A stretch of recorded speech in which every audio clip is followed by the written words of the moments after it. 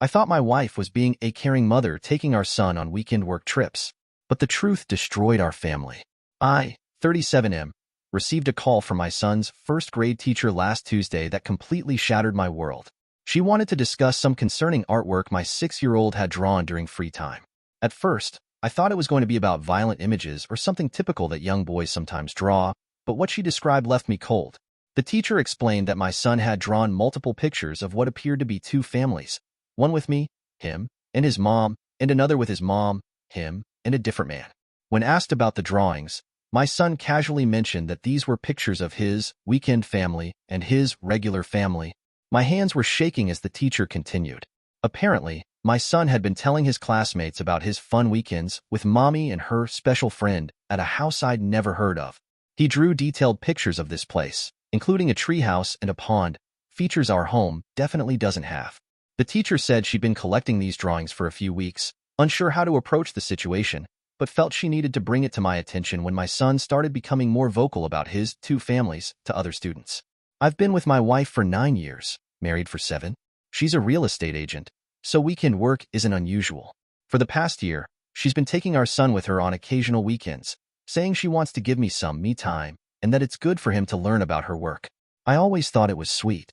She would come back with stories about showing houses, meeting clients, and sometimes even bring back small treats for me. Usually my favorite cookies from a bakery she claimed was near the property she was showing. After hanging up with the teacher, I sat in my home office for what felt like hours, trying to process everything. My mind kept replaying countless moments from the past year, viewing them through this new, horrifying lens. I remembered how my son stopped telling me about their weekends together about 6 months ago. When I'd ask, he'd just shrug and say they did work stuff. I thought he was just bored with the real estate tours. Now I understand he was carrying the weight of a secret no child should bear. That evening, I did some digging while my wife was at what she claimed was a client meeting. My son's drawings were accurate down to the smallest detail. There's a property matching his description about an hour away. A beautiful lake house with a custom treehouse that could be seen from the real estate listing photos.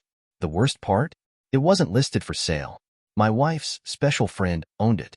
A quick social media search revealed him as a successful local businessman, divorced, with no children of his own. When my wife came home that night, I waited until our son was asleep before confronting her. I simply showed her our son's drawings that the teacher had sent me photos of. She broke down immediately. The affair had been going on for 18 months. She'd been taking our son there to normalize the relationship, planning to eventually leave me. She said she wanted him to be comfortable with her new partner before making any changes.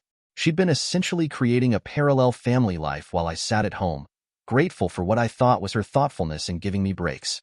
The details she revealed made me physically sick. The affair started when she actually showed the lake house to her now partner as a potential buyer. Instead of a sale, it led to a relationship. At first, she kept it separate from our family life, but when her partner mentioned wanting to know her son, they hatched this plan together.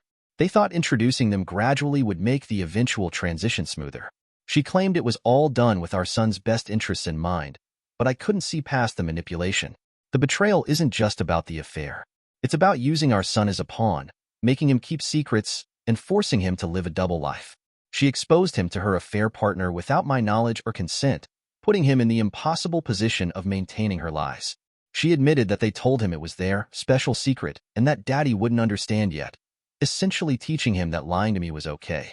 I spent that night in a hotel, unable to sleep, alternating between rage and devastating sadness. The next morning, I called in sick to work and contacted a lawyer. I forwarded all the evidence, the teacher's report, the drawings, and screenshots of property records I'd found. The lawyer was direct. This kind of behavior with our son would significantly impact custody arrangements. My wife moved out the next day, staying with her sister.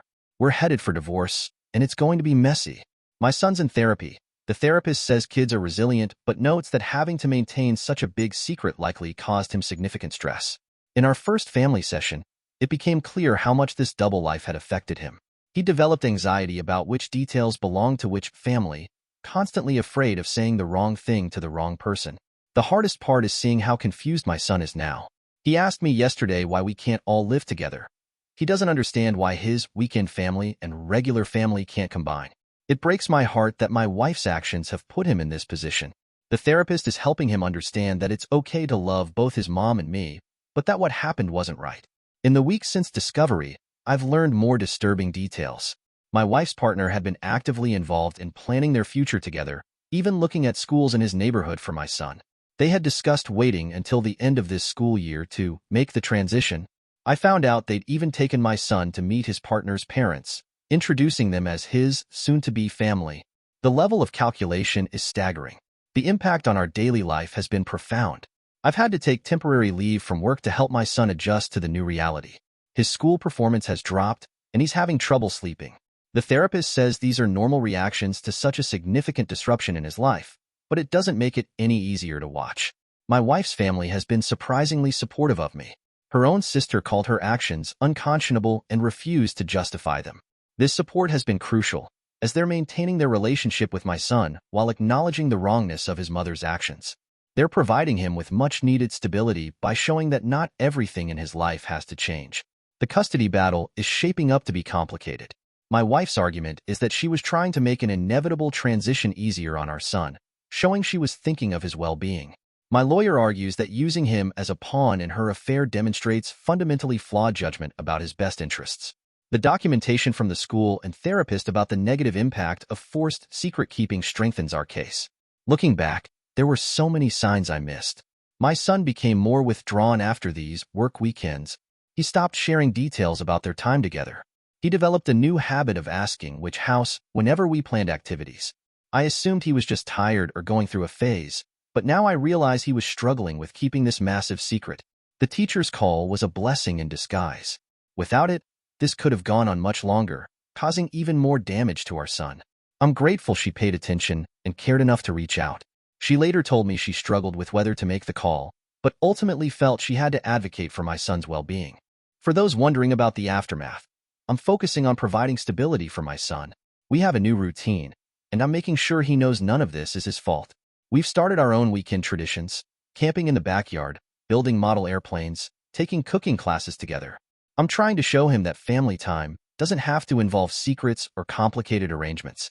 The divorce proceedings are underway, and I'm pushing for primary custody given my wife's demonstration of poor judgment with our child's well-being. She's fighting it, of course, but her own actions have provided strong evidence for my case. The guardian ad litem appointed by the court has expressed serious concerns about her decision-making regarding our son.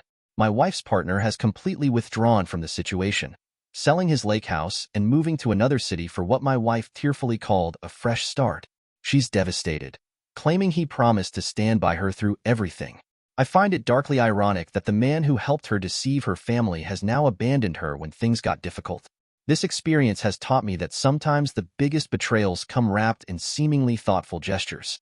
My wife's gift of me time was actually time spent destroying our family. The cookies she brought home were guilt offerings. The work experience she claimed to be giving our son was actually grooming him for her new life. But I'm determined to rebuild a stable, honest life for my son and myself. I never thought I'd be posting here, but I needed to share this somewhere. The support of friends and family has been incredible, but there's something therapeutic about putting it all down in writing. The responses from this community might help me navigate the challenging months ahead. If anyone has been through something similar, especially regarding helping children through such situations, I'd appreciate any advice. Right now, I'm taking it day by day, trying to be the parent my son needs while processing my own grief over the family we've lost.